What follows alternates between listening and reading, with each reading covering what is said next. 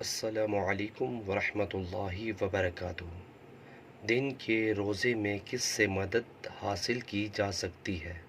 حضرت ابن عباس رضی اللہ تعالی عنہما فرماتے ہیں کہ رسول اللہ صلی اللہ علیہ وسلم نے ارشاد فرمایا، سحری کے کھانے سے دن کے روزے میں اور دوپہر کو سو کر تہجد کی نماز میں مدد حاصل کرو۔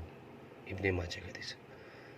ویورز، اس حدیث میں رسول اللہ صلی اللہ علیہ وسلم نے فرمایا، سحری کے کھانے سے دن کے روزے میں اور دوپہر کو سو کر تہجد کی نماز میں مدد حاصل کرو۔ ویورز، ویڈیو کو آگے شیئر کریں اور کمنٹس باکس میں اپنی قیمتی رائے کا ضرور اظہار کیجیے اور میرے چینل کو سبسکرائب کرنا مت بھولیے۔